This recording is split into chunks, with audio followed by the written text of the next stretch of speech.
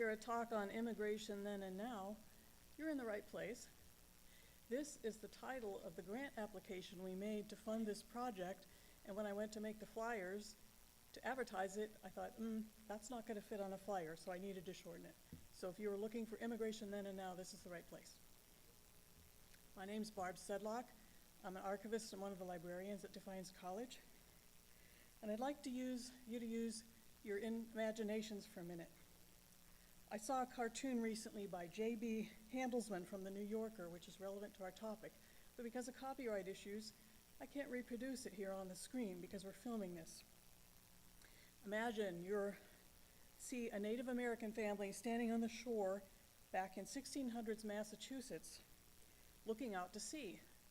And out to sea is the Mayflower, and there's a boatload of pilgrims being rowed into shore. And the one native turns to the others and says, "Well, they look pretty undocumented to me." Immigration, documented, undocumented, legal, illegal, and refugees have been issues in American history for centuries. It's not a new controversy, despite the political rhetoric in recent election campaigns. Everyone in this room is a product of immigration. Some of us involuntarily, when their ancestors were brought to America from Africa, others more recently involuntarily. For example, my grandparents on my father's side came from what today is Slovakia around 1905 with very little education or knowledge of English. And so the topic has particular relevance for me. Need to do some introductions. Our student researchers in this project are Brianna Snyder and AJ Ramirez, and you'll be hearing from them shortly. Faculty members Donald Burke. I'm the archivist and librarian. Our administrator is Dr. Agnes Caldwell, the academic dean, and I'd like to acknowledge our previous team member, Dr. Wendy Soltz, who helped write the original grant and then left to take another job. And a big thank you to our community partner, Project Hope, some of whose staff are here in the auditorium today. And I'd like to ask them to stand and be recognized if they would. You don't have to, but it would be nice. We couldn't have done this without them. Sister Ellen Lamberjack is the director of Project Hope.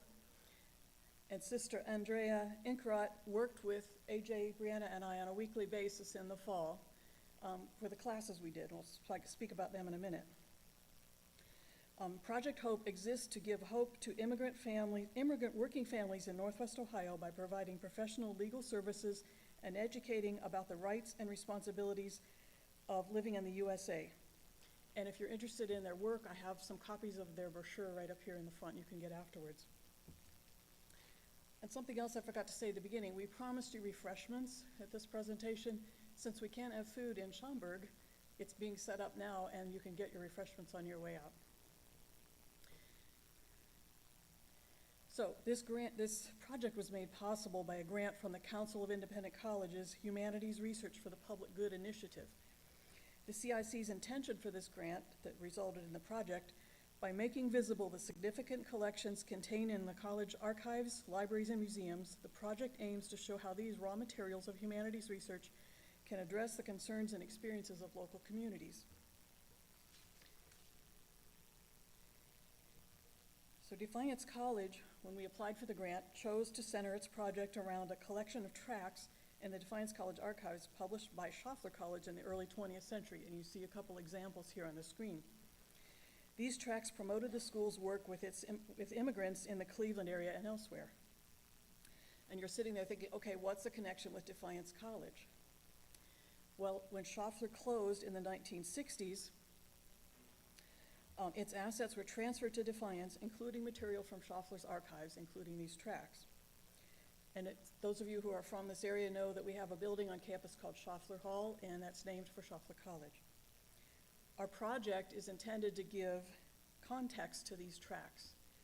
Right now they're sitting on memory.defiance.edu with no explanation of what they are and why they're there. So we're making the recording of this presentation today, and it's going to go up on this website. We're comparing conditions of immigrants in Northern Ohio 100 years ago, when the tracts were published in the early 20th century, with conditions of immigrants in Northern Ohio today. So I'm giving you a little background about Schaffler before we go further. The man on the right is Dr. Henry A. Schaffler. He was born the son of an American missionary family, and he was an accomplished linguist. He could understand more than 20 languages. He was called to Cleveland, Ohio in the 1880s to minister to Bohemian immigrants and other Slavic groups flocking to work in the factories in that city. In the early days, Dr. Schaffler found it difficult to reach the timid and suspicious women and children himself, and he realized the need to set up a school to train young Slavic and other women immigrants who could speak their language, understand their customs, and sympathize with their troubles. To accomplish this, Schaffler founded what he called the Bible Reader School in 1886. Later, the name was changed to Bethlehem Bible and Missionary Training School, and then when he died in 1905, the name changed again to honor its founder. The Schaffler Missionary Training School was for the purpose of establishing and maintaining a school for the education and training of persons to do work as missionaries and pastors' helpers. Oh, I forgot. The family on the left was in a picture in an early Schaffler publication, and these are the target group that the school initially was working to help. And the factory on the right was located very near the Schaffler campus. They built Schaffler to be near where the immigrants lived and worked.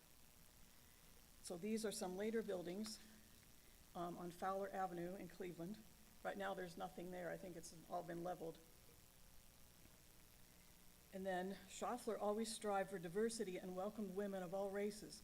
This is a group of Schaffler students a bit later than when the tracts were published, but it was the earliest one I could find where the students were standing around the sign for Schaffler College. So Schaffler students in the 1910s, when the tracts were published, took courses in religious history, psychology, English, and practical courses to be used in field work such as sewing, craft work, typing, and stenography. And Schaffler's graduates in this area conducted, like the one in the picture here, this is a group of Hungarian children that the Schaffler grad worked with. They conducted Protestant Sunday school classes, teaching the children how to sew, visiting families in their home to assess their needs, offering translation services, practical nursing, and teaching English classes and night schools for immigrants working towards citizenship, which is similar to what A.J. Brianna and I did in the fall, working with immigrants studying for their citizenship test. Americanization was one of Schaffler's aims. They believed that becoming more American would give immigrants standards of living and would raise immigrant standards of living and get them better jobs. In the early decades, Schaffler graduates were missionaries who tried to persuade the unchurched and non-Protestants that Protestantism, especially Congregationalism, would help them live better lives. But later, the emphasis involved more into social work. And this is a tract that we used to get the project of our grant's title from, I Am an American. The tracts were produced to promote Schaffler's work among the immigrants, recruit students for the school, and to help raise money to support it. And this one contrasts the view of an American citizen whose ancestors came to the U.S. a long time ago with those of a recent immigrant, a Jewish man who escaped persecution in Russia, and his view of America. Now, these are the sources I consulted for my introduction, and now I'll hand the podium to A.J. Ramirez.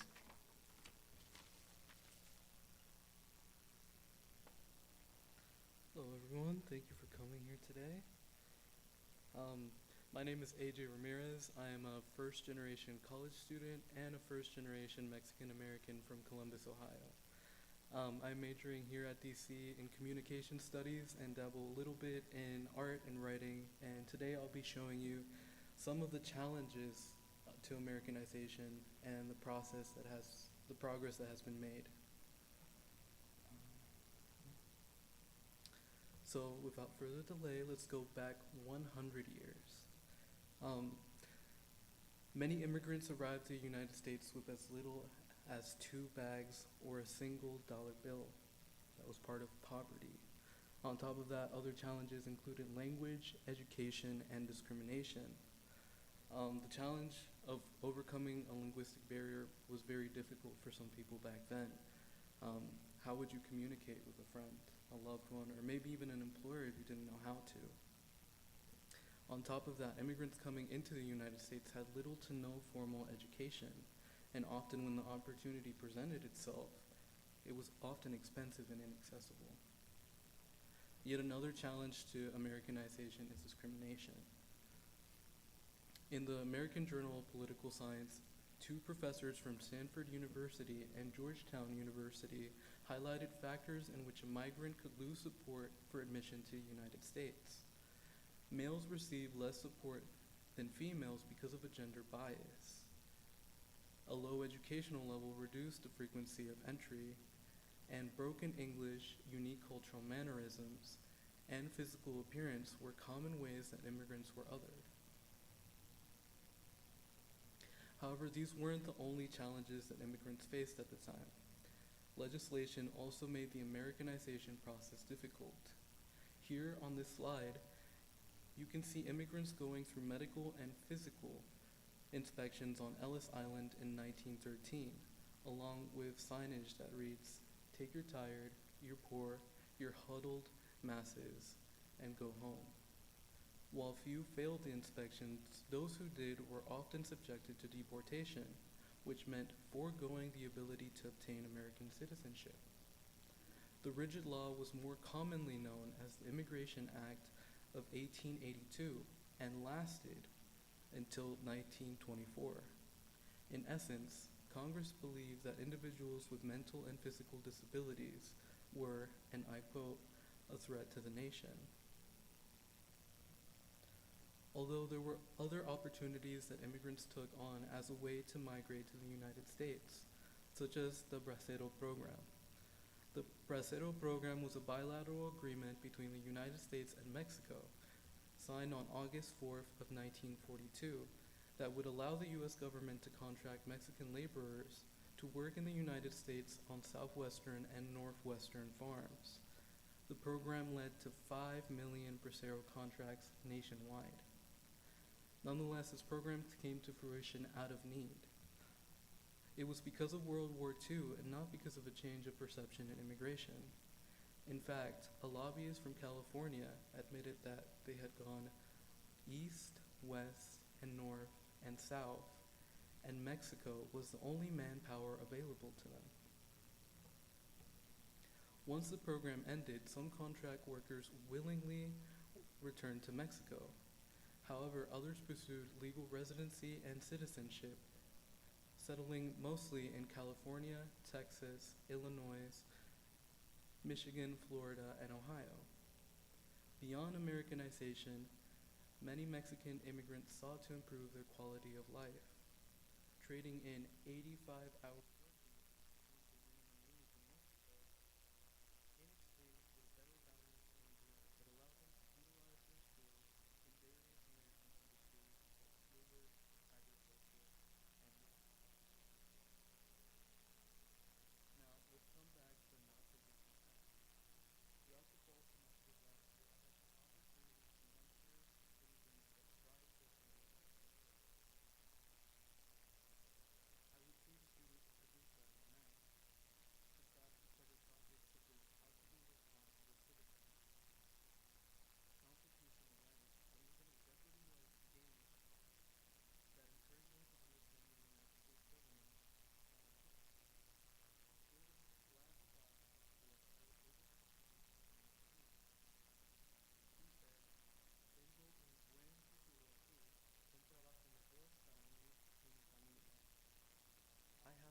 future here, a better job for me and my family.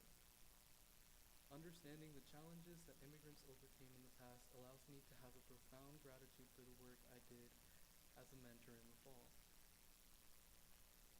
As the Schomburg School and its graduates created accessible means of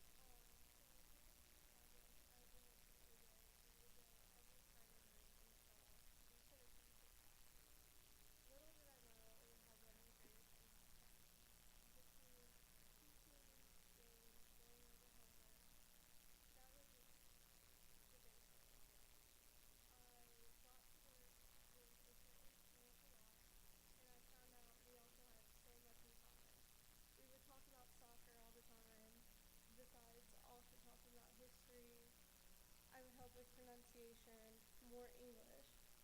And I even learned a bit more Spanish, which helps for my Panama project with McMaster.